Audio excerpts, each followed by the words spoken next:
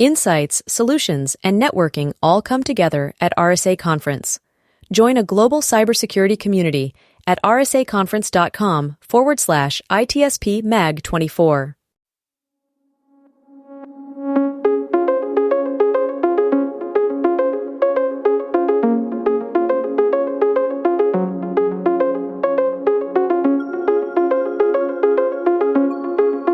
Whether we are there or not, ITSP Magazine still gets the best stories.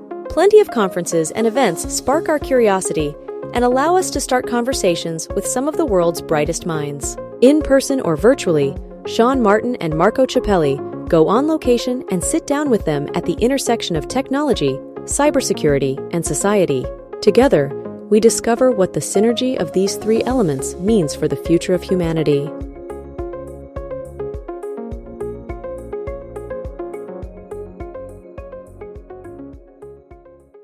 At AT&T, we simplify securing your most valuable business assets by providing broad cybersecurity experience and award-winning services. We manage the risk, you reap the reward. Learn more at cybersecurity.att.com. Marco. Here we go. The car is packed in the shape of a plane. Or a bicycle, or we can just walk it up. Well, let's walk. Right. Maybe a train would be nice. I don't know. We've not taken the train to RSA Conference yet. What we used to get there is not important. Is that we are on our way, on some kind of a road in the air, or in the countryside or in the desert. Doesn't matter. We're getting there, and what we do when we get there, that's the fun part. We chat. That's right. Somewhere along the way, we have a journey, a chats on what we used to call the road, but chats on the road to RSA Conference. And we're continuing this journey with a good friend who's been on the show before and does amazing things with and for the community, including presenting and engaging with the community at RSA Conference.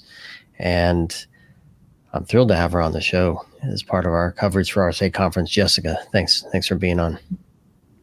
Yeah, thank you for having me. I'm thrilled to be here. So it's really great to see you both again. So yeah, it's been a while for sure. So exciting. Yeah. we want to know what's been going on since the last time that we talked to you, which maybe even too long. How about what's going on since the last conference that you were at? The RSA Conference. Yeah. It's been a busy time. I'm focused on right now continuing to do the work of supporting companies and supporting them and thinking about how they can grow their cybersecurity program.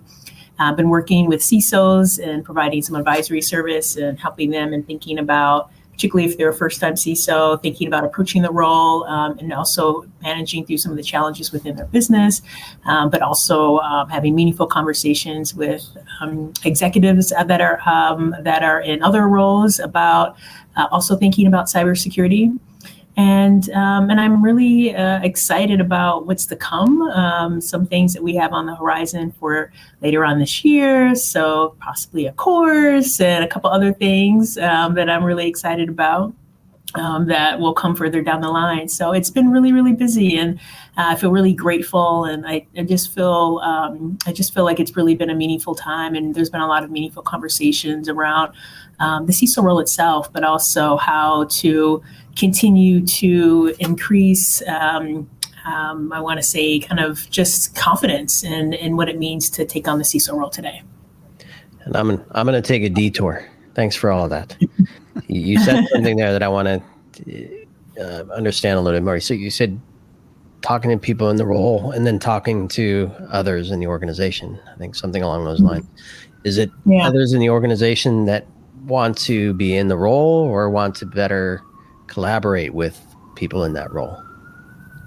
It's people in the organization that want to better understand cybersecurity and particularly how it relates to them in their role. So part of it really is also about helping them to also feel more confident about what it means, how cybersecurity impacts their role, and how they can also better support cybersecurity. So I would say you can look at it almost two ways.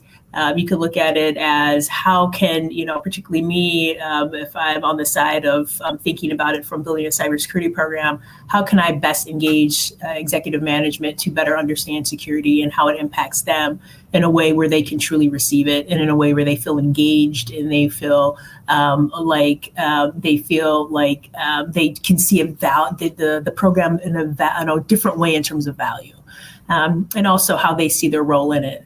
I think that that's one of the key things that I think is absolutely critical, because I think for more mature organizations, particularly organizations that have strong governance and they've had the role in their organization for a number of years, it's a different type of conversation than when you have an organization that has only had maybe one or two CISOs and they're still trying to figure it out. One of the things the CTO said to me quite a few times last fall is the CISO role is such a nebulous role. I can't really understand it. And, that person is not the only one.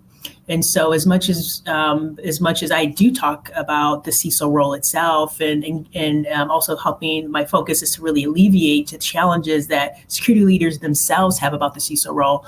One of the things that I've learned in this journey is the importance of also having a conversation with senior management so that they can better understand the CISO role too, and that they can be a true ally for the role and for the cybersecurity program. Is it more or less nebulous nowadays? Yes. I feel that it is, I think that it is less nebulous, but I think for those that have really not been engaged with or have been around the role itself or have had the role in their organization, particularly for maybe people that lead that area, if there's CTOs or CIOs or COOs, and they've kind of had someone within the organization that has been responsible for security, but not a CISO themselves, then I think that it can be very nebulous, because now the thing is you have someone who, depending on the industry that you're in, now has a responsibility to report to senior management, outside of just them, just that particular role. You have someone who is responsible to reporting to the board in some cases. You have someone who is taking on responsibility that can be quite challenging for someone, particularly if they don't fully understand the responsibility themselves. And so as much as we spend learning in the organization or in the industry around this work, it's so important to ensure that partners that are there working along beside us have their own set of kind of continuous learning around this as well.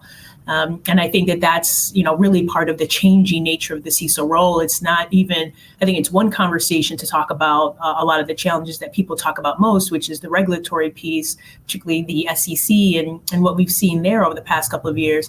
But for me, it's really the conversation with executive management, because the executive management really, I think, can really make the CISO role a comfortable place to be in an organization or a very uncomfortable place to be for an organization, simply based off their own level of knowledge on how to work with a CISO.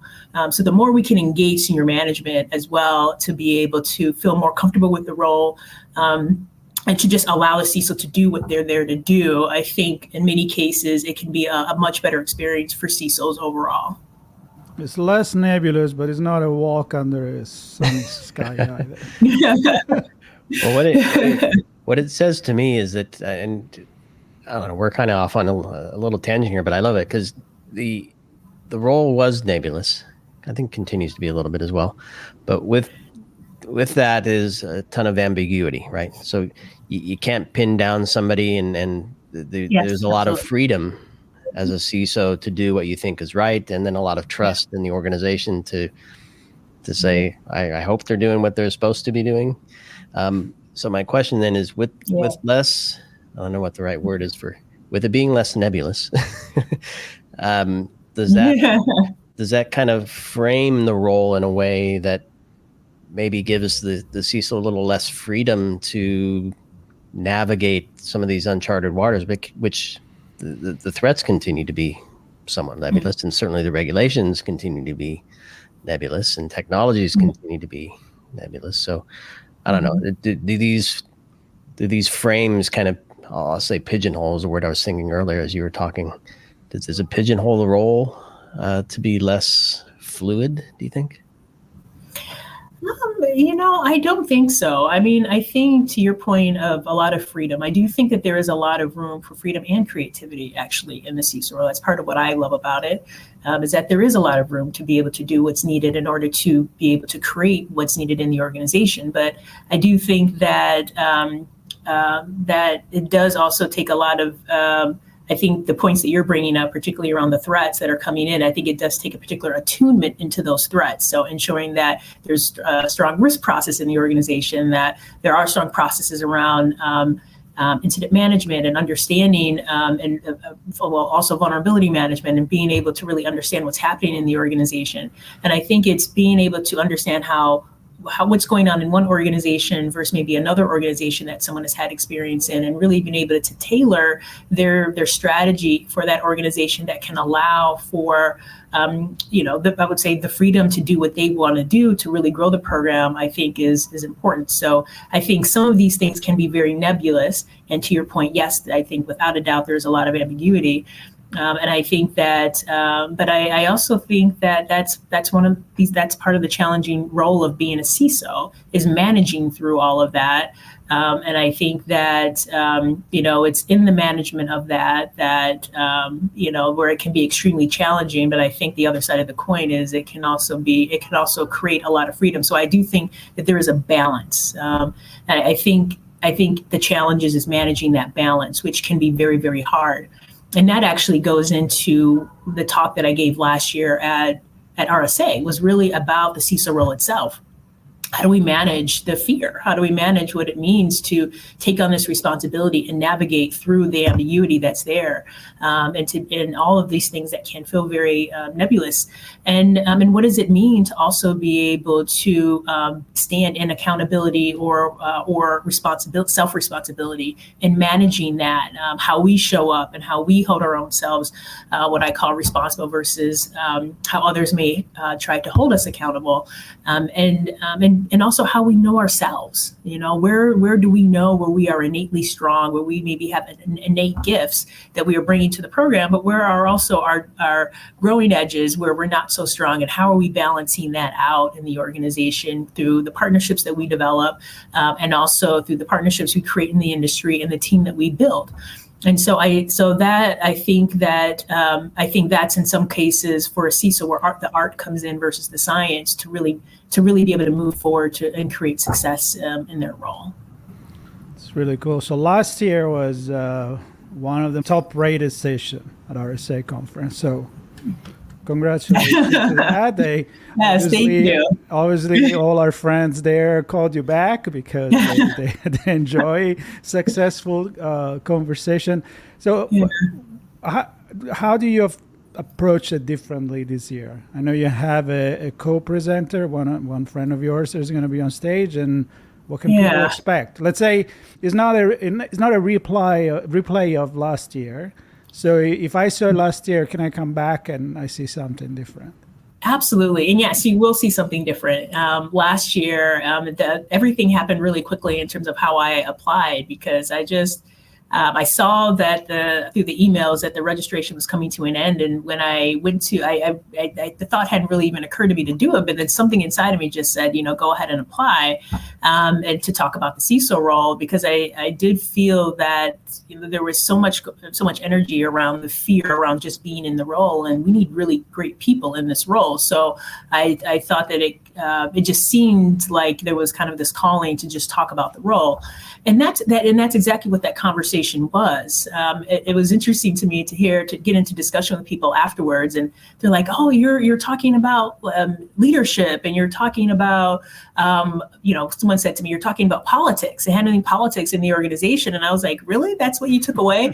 And I just thought that was really interesting, but I loved it. And in some ways, that's true. I wasn't thinking about it in that way, but it was very, very true in many cases. this conversation is about the cybersecurity program itself, not necessarily just about the CISO role. So what are those core elements that go into a successful cybersecurity program that is extremely important? And that no matter what, you want to make sure that you're thinking about from a couple of different perspectives. And so myself and Daniel Gorecki, who's going to be my partner in this presentation, we're going to talk a bit about that. And so we'll both be sharing from our lens as CISOs, and to really kind of give context, and also to share that every program is a bit different. I mean, obviously we create our strategies based off the risk assessment. So it's being able to bring in some contrast to be able to show, okay, if this is something that's going to, if something's going to be a priority for you and within your program, this is a way to think about it and a way to approach it.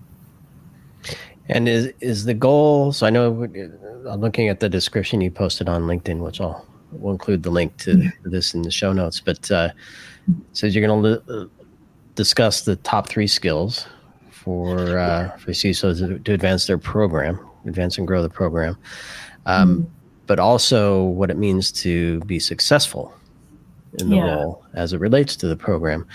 And it's under the context of being a fearless CISO. So I'm wondering, what about the fear are you going to connect such that you can present those things? How do we get rid of the fear? Do we embrace the fear? What kind of make that connection for me? Yeah, I think we've all been in situations, and I think both in work and in life, where we've probably been like, oh my gosh, there is this fear that's welling up. And I'm thinking of a first-time parent, maybe when they finally see their child for the first time, there's just I have not had that experience because I'm not a parent, but I can imagine that that's just completely overwhelming. And I've heard people talk about that. And when you think about it from a work perspective, I think no matter kind of what your role is, being a leader, we know has its challenges, and it can be really hard, right? It's that thought of it could be extremely lonely situation when you're kind of at the top or the boss. And when you're a CISO, I think that can be very much. I think it can be enhanced and elevated because you're constantly really advocating for the program, and you're advocating for what's needed. And a lot of times that can go against the business, even though you're always supporting the business, it can go against some business interests. And so it's constantly a bit of a challenge. And so there's no doubt at times, I think, just to speak your truth, just to be able to do what you're actually required to do for the role can bring up fear. And I've talked to CISOs about this, where they're just basically trying to do the basic aspects of their job, and they're just sitting there and they're kind of shaking.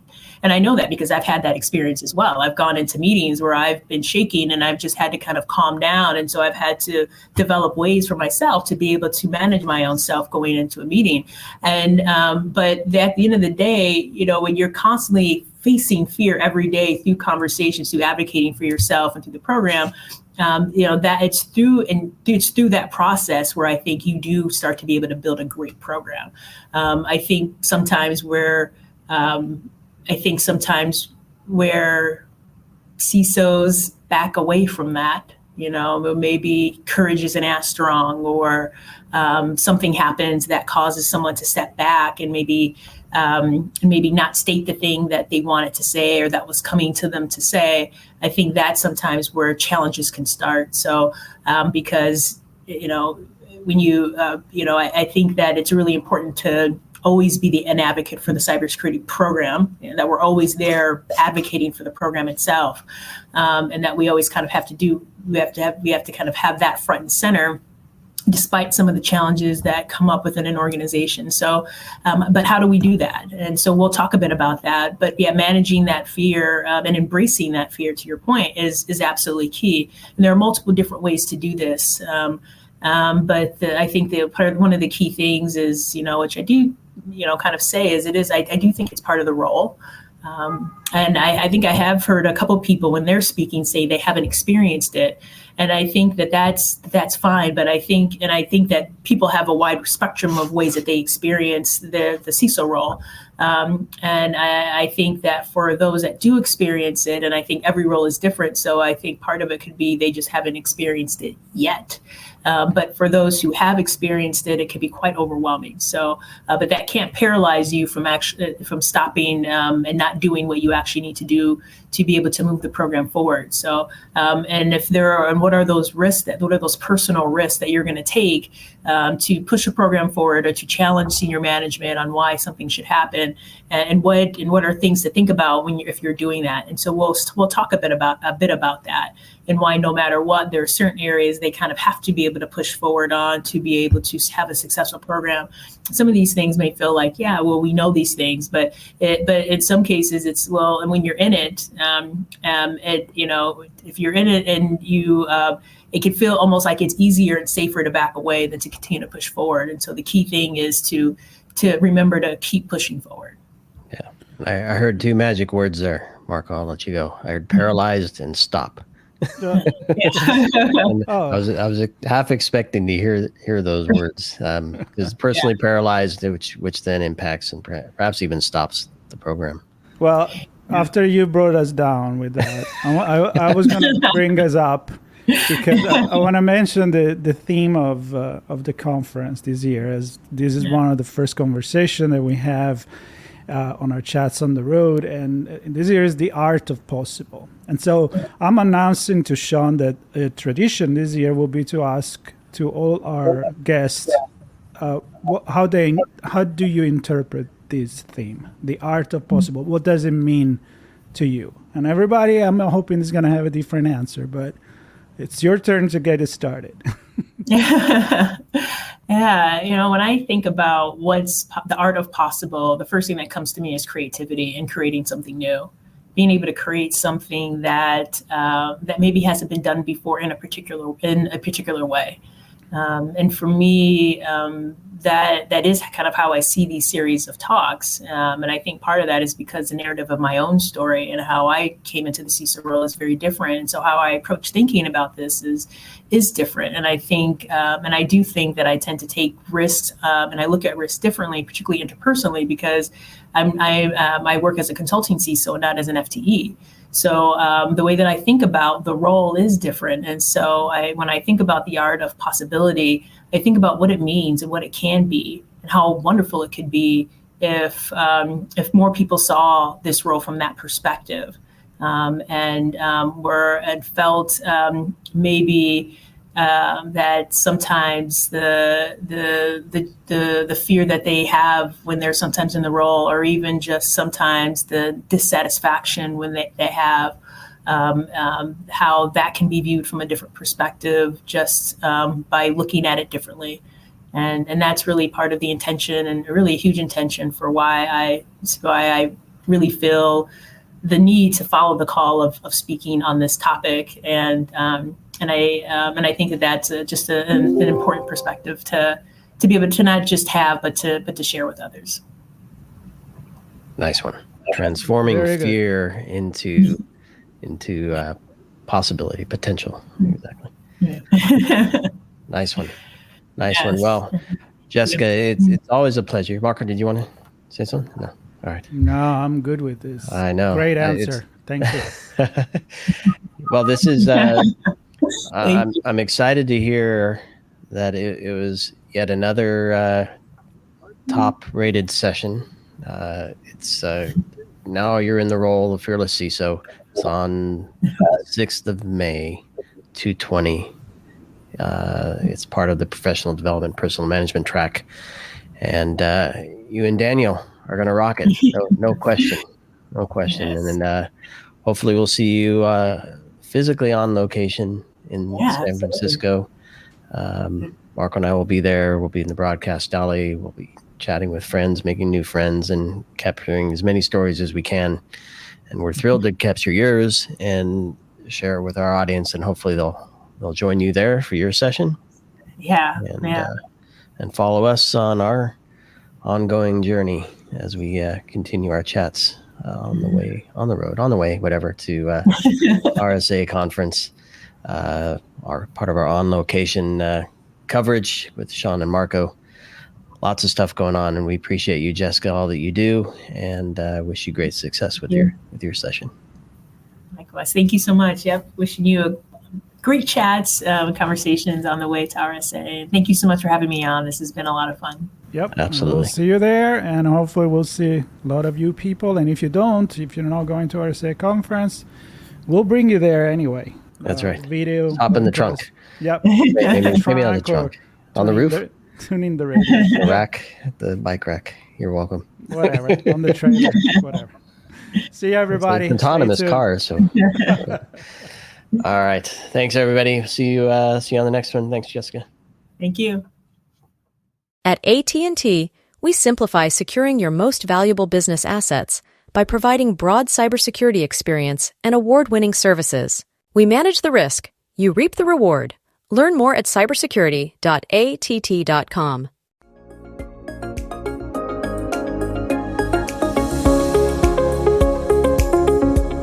We hope you enjoyed this episode of Sean and Marco's on-location event coverage conversations. Please take a moment to give the show a good rating and leave a comment.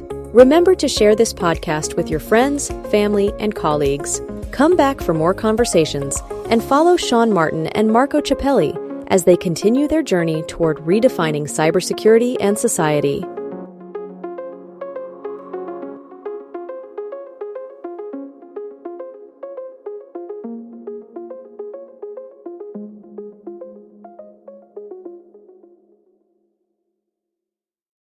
Insights, solutions, and networking all come together at RSA Conference. Join a global cybersecurity community at rsaconference.com/ITSP Mag 24.